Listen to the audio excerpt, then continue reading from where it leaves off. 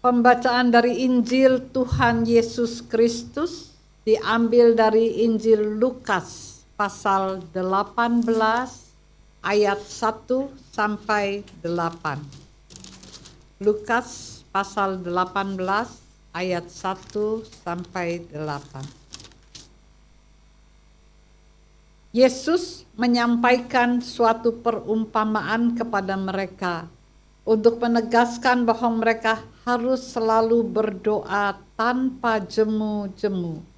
Katanya, di sebuah kota ada seorang hakim yang tidak takut akan Allah dan tidak menghormati seorang pun.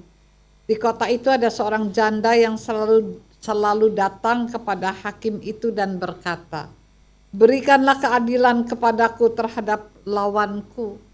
Beberapa waktu lamanya hakim itu menolak, namun kemudian ia berkata dalam hatinya, "Walaupun aku tidak takut akan Allah dan tidak menghormati seorang pun, tetapi karena janda ini menyusahkan aku, baiklah aku memberi keadilan kepadanya supaya jangan terus saja ia datang dan akhirnya melelahkan aku." Kata Tuhan, perhatikanlah apa yang dikatakan hakim yang tidak adil itu.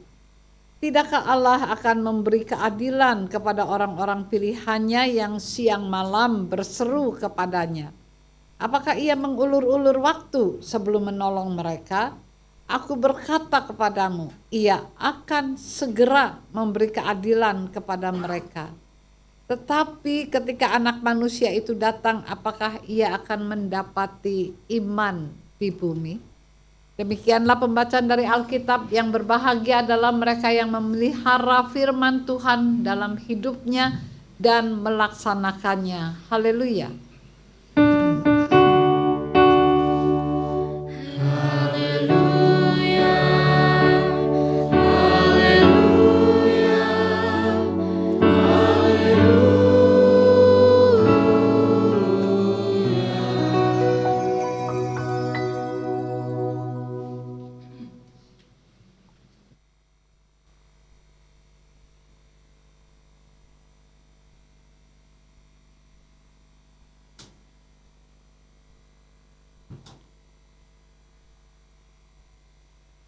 Umat yang dikasihi Tuhan Yesus Kristus, tema kita pada minggu ini dalam rangka bulan keluarga dan juga tentu memperingati 8 tahunnya Bajem Jemaat CGC GKI Kayu Putih.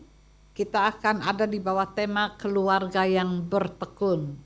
Di tengah-tengah apa yang kita nyatakan pada sesuatu yang katanya doa itu nafas hidup orang percaya. Jadi kalau kita ini disebut doa itu kayaknya udah biasa, udah sehari-hari juga gitu ya. Dan ada banyak hal yang kita sering membahas tentang doa. Hari ini kita membahas tentang perseverance, bertekun. Ya. Dan bertekun itu membutuhkan kata lain yaitu persistensi. Ya, bertekun itu bertahan terus di dalam doa. Maka kita akan mulai dengan apa yang dikatakan doa itu adalah komunikasi dengan Allah. Masalahnya adalah siapa Allah? Tempat di mana kita menaikkan doa, mengharapkan jawaban dan kembali berkomunikasi di dalam doa kita. Injil Lukas pasal 18 ayat 1 sampai 8, Tuhan Yesus masuk dengan perintah yang pertama. Janganlah engkau berdoa, janganlah dengan tidak jemu-jemu. Jadi teruslah berdoa, jangan jemu untuk berdoa. Dan ketika apa yang dikatakan Tuhan Yesus ada di situ perumpamaan. Ya, perumpamaan itu bukan menyatakan bahwa Tuhan seperti itu, tapi perumpamaan adalah sebuah jalan masuk di mana kita akan mengerti apa maksud dari orang itu. Dan Tuhan Yesus mengambil contoh hakim yang tidak adil, hakim yang lalim, hakim yang arogan, bahkan tidak takut akan Tuhan. Di tengah-tengah situasi yang seperti itu ada seorang janda yang kalau di Israel janda itu karena hidup waktu itu dari tanah dan ternak, dia orang yang tidak punya kemampuan gitu ya untuk melakukan semua hal itu. Jadi orang yang kategori orang-orang tidak berdaya. Orang-orang yang sesungguhnya kalaupun mengajukan sesuatu hampir sulit didengar.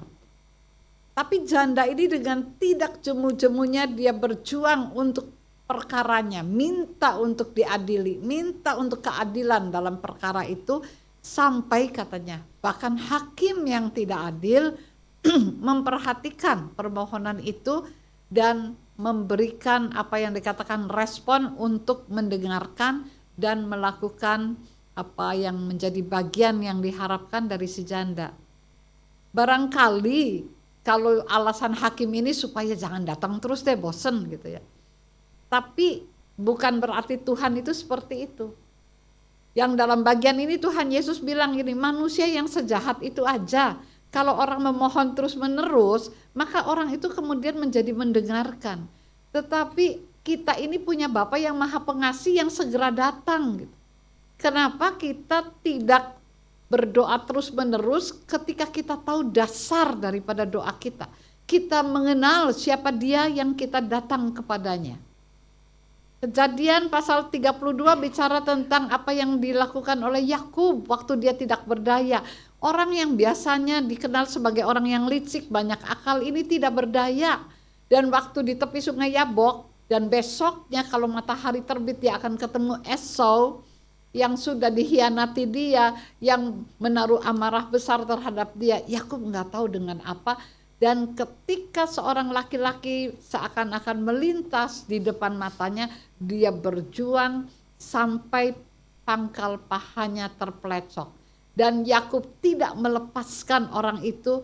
Aku tidak akan melepaskan engkau sampai aku diberkati. Ini bagian yang kuat sekali dari sikap Yakub. Di situ kemenangan Yakub. Dia bertahan, berjuang, sebab dia tahu hanya dengan Tuhan dia akan bisa melintasi masalahnya. Saya dan saudara berdoa pasti. Dan kita bisa berdoa beberapa kali dalam hidup ini. Kalau punya persoalan mungkin kita mulai dengan sepenuh hati. Makin lama kemudian kita mulai bertanya-tanya, kok belum dijawab juga ya? Karena kita ingin jawaban itu seperti yang kita mohonkan. Dan ketika kita masuk dalam periode proses yang cukup lama, kita mulai menjadi tidak tahu apa yang harus kita doakan. Barangkali ada yang marah dan ada yang mulai bingung, kehilangan yang disebut dengan semangat, antusiasme untuk datang kepada Tuhan. Satu kali ada seorang gadis yang perenang, jadi dia akan berlomba perenang jarak jauh ya, jadi dari pantai Catalina sampai menuju bagian dari California, pantai California, dan dia melakukan berenang pada musim dingin. Jadi airnya dingin seperti es, salju begitu mulai turun, tetapi bukan salju yang datang waktu itu karena ini baru awal musim dingin, tetapi kabut tebal. Dan dia mulai berenang, si coachnya itu mengcoaching dia dari perahu kecil yang selalu bilang, ayo maju, terus gitu. Tapi sampai ketika hampir 3/4 bagian dari yang harus dicapainya, tiba-tiba dia angkat tangan. Si pelatihnya terus dia bilang jangan berhenti, tapi dia angkat tangan dan minta diangkat ke daratan. Waktu dinaikkan ke perahu dan sampai mendarat, si pelatihnya bilang tinggal seperempat lagi loh kamu. Kenapa kamu nggak mau terus? Nggak bisa, dia bilang. Kaki saya rasanya kram, nggak bisa digerakkan. Dan yang saya lihat kalau saya memandang ke langit, semua cuman kabut yang tebal. Saya nggak lihat apa yang ada di depan saya. Dan ini kalimat yang luar biasa. Dia tidak melihat apa yang menjadi pengharapannya lagi. Oleh karena itu dia minta diangkat dan menyerah. Saya dan saudara sering berada dalam kasus ini. Kita tidak melihat apa-apa lagi kecuali masalah kita. Masalah yang begitu menguasai kita. Sampai kita kewalahan dan merasa tidak berdaya. Hari ini kita diingatkan berdoalah dengan tidak jemu-jemu, sebab kita tahu siapa Tuhan yang kepadanya kita datang. Ia adalah seorang Bapa yang akan segera datang untuk mendengarkan permohonan kita. Masalahnya kata Tuhan, ketika Allah datang dalam wujud anak manusia, membela ketidakberdayaan manusia sebab tidak berdaya melepaskan diri dari dosanya melalui hukum Taurat. Apakah ada iman di bumi? Apakah saya dan saudara beriman kepada Tuhan ketika kita tahu bahwa kita sendiri tidak berdaya melepaskan diri kita dari masalah, dari keinginan kita, dari berbagai hal yang mesti kita jalani.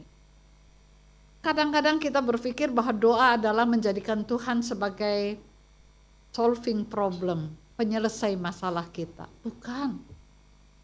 Seringkali kalau tidak terjadi begitu kita nggak tahu lagi, kenapa Tuhan, kenapa nggak dijawab? Seorang mahasiswa yang sudah lulus dan cari pekerjaan 3 tahun nggak dapat-dapat. Satu hari dia datang ke rumah dan dia membawa penumbuk sambal, cabai dari Kuningan. Lalu dia bilang, belilah ibu, katanya. Karena saya kenal waktu dia kuliah di Jogja dan kami melayani di Jogja. Jadi saya bilang, aduh saya tuh nggak suka masak gitu ya.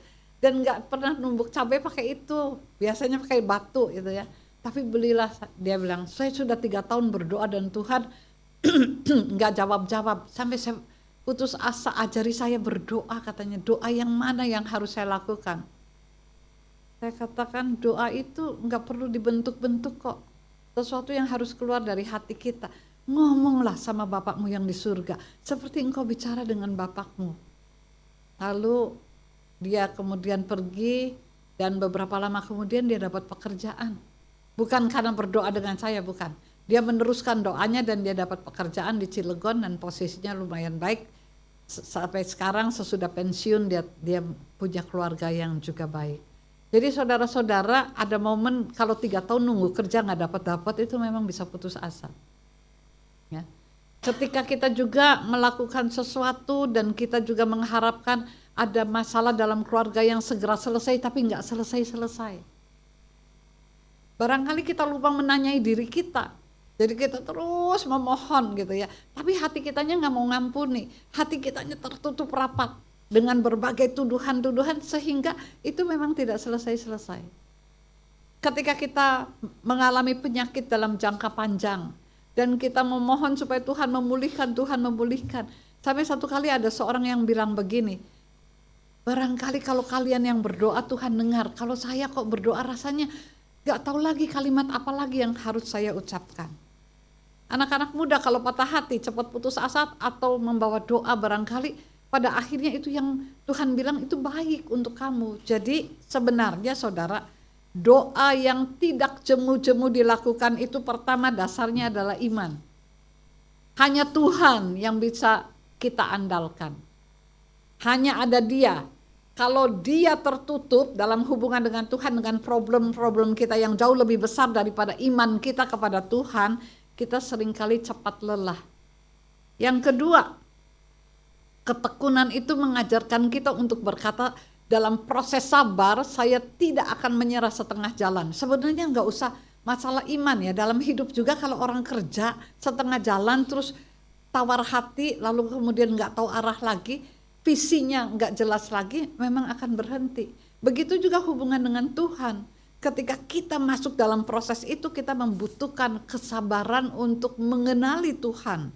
Maka saya ingin mengambil beberapa contoh dari orang yang memberikan beberapa tulisannya. Saya akan mulai dengan apa yang dikatakan oleh George Mueller. Dia berkata, never give up, praying until the answer come. Jangan pernah menyerah, doa terus sampai jawaban itu bisa kita pahami. Bagaimana memahami jawaban Tuhan? Ini yang dikatakan Paulus pada Timotius. Bacalah firman Tuhan. Melalui itu Tuhan juga menolong kita menemukan jawaban Tuhan. Janganlah engkau berhenti. Baik tidak baik kabarkanlah bahwa Tuhanlah sahabatmu, penolongmu, juru selamatmu, tempat engkau mengandalkan diri. Ada banyak di dalam hidup kita ini yang menggantikan posisi Tuhan. Sehingga orang itu tidak melatih diri untuk berdoa, jadi kepepet, saudara. Tapi kalau kita melatih, maka hal yang kedua, menurut Bill Tracer, dia berkata, doa itu memurnikan keinginan kita. Jadi kalau dalam berdoa terus dengan Tuhan, kita lama-lama mengenali, jangan-jangan yang saya mohonkan ini tidak baik untuk saya. Yang kedua, Tuhan mempersiapkan kita untuk menerima jawaban Tuhan. Pernah kita marah karena jawaban doa kita? Saya minta merah kok dikasih Tuhan hijau. Saya minta merah kok dikasih Tuhan ungu. Pernahkah kita dipersiapkan untuk menerima jawaban Tuhan? Yang ketiga adalah kita membangun katanya karakter dan cara hidup kita. Jadi ketika kita terus berhubungan dengan Tuhan, karakter Tuhan itu menolong kita untuk berubah. Menolong kita juga untuk terus memberikan respon positif dalam hidup ini. Dan yang berikutnya adalah kita belajar melihat bahwa rancangan Allah ternyata sedang diberlakukan dalam hidup kita. Saudara-saudara, sekarang ada banyak buku yang menolong kita sebetulnya untuk tidak terimajinasi dengan apa yang menjadi bagian-bagian yang kita bayangkan, tetapi belajar kita melihat satu rancangan besar yang sedang diberlakukan dalam hidup kita. Itu buku yang bagus sekali. Karena sebetulnya dalam berhubungan dengan Tuhan, kita sebetulnya ingin memodel Allah untuk menjawab yang kita mau. Tetapi sebetulnya doa yang terus-menerus kita belajar kenal yang Tuhan mau, yang Tuhan ingin ajarkan kepada kita untuk satu rancangan yang besar. Ada seorang gadis kecil yang matanya berwarna coklat. Mamahnya matanya biru. Dia lupa lihat mata papanya bahwa papanya juga coklat. Tapi ini anak merasa kalau jadi orang barat mesti matanya biru. Jadi dia bilang ke mamahnya, kok mata saya coklat ya, nggak biru? Terus mamanya bilang, doa aja, nanti kalau kamu besar juga jadi biru. Nah, udah besar nggak biru juga, ya tetap coklat. Tapi kemudian dia merasa terpanggil untuk menjadi misionaris di India. Nah di orang India kalau mata biru nggak diterima tuh saudara, ya bukan orang India, di sini ada yang orang India juga. Jadi ketika dia pakai sari, matanya coklat, itu dia diterima dan mengabarkan Injil dan memenangkan banyak jiwa. Jadi saudara-saudara, ketika kita melihat sesuatu tidak serasi dengan keinginan kita tuh harus belajar mengerti barangkali ada planning Tuhan. Dan kita belajar mendalami walaupun kadang-kadang sakit, kadang-kadang kita rasanya udah gak tahan, tapi tetaplah melekat kepada Tuhan. Kadang-kadang kita tidak percaya loh pada diri kita. Kadang-kadang kita tidak bisa melihat apa yang dikatakan gambaran yang samar-samar yang kita ingin belajar mengenal dia menjadi lebih jelas melalui kehidupan doa kita. Corrie ten Boom berkata, doa akan menolong kita untuk melihat yang tidak kelihatan, untuk meyakini yang tidak terpikirkan, dan untuk menerima yang tidak mungkin. Jadi doa itu bukan kita ingin merubah Tuhan, tapi Tuhan melalui hubungan doa itu akan menolong kita untuk bisa menjalani melalui perubahan yang Ia terus pimpin kita dalam firman-Nya.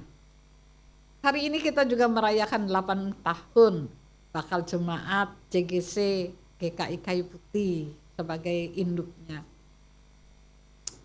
Dan 8 tahun pasti perjalanan panjang, ada banyak kemauan dan keinginan kita. Sekarang kita sedang berjuang untuk punya jemaat yang punya bangunan gereja dengan berbagai model lah yang ada dalam pikiran kita. Apa kita jadi jemaat yang berdoa? Berdoa terus menerus dan minta supaya rancangan Allah diberlakukan dalam bakal jemaat kita ini. Sehingga kalau kita dewasa modelnya bagaimana, kita tahu bahwa kita sudah bergumul dengan Tuhan. Saya masih ingat waktu pertama kali saya melayani di GKI Layur, itu gereja itu menjadi gereja yang menjadi besar karena berdoa. Jadi penatua dengan pendetanya terus berdoa pada hari tertentu. Doa terus menerus dan kemudian ketika itu berdiri. Di jemaat GBKP Tanjung Priok yang kami melayani dulunya itu saudara, nyamuk bisa masuk mulut dan hidung loh kalau khotbah. Banyak sekali ya. Dan kalau hujan banjir sampai sepinggang gitu ya. Dan ketika masuk, pertama saya pikir gini, aduh di Jogja menderita, di sini juga menderita juga Tuhan gitu ya. Nah kemudian majelis tuh begitu kekeh ingin membangun, tapi nggak ada uang dan terus berdoa saudara-saudara. Ketika bangunan itu berdiri, saya cuma melihat gini, wah gitu ya. Ketika kita membangun relasi dengan Tuhan dan akrab dengan Tuhan, Tuhan tuh memodel kita mendapatkan bentuk yang pas dengan kita, pas dengan apa yang Ia ingin supaya kita mengalami sesuatu yang kita katakan ini bukan karena kekuatanku tapi karena Tuhan menyertai. Nah caranya gimana? Keluarga yang bertekun dalam doa, persisten dan perseverance, bertekun tuh terus menerus, disiplin, teratur dan tidak pernah kewalahan seperti perenang tadi.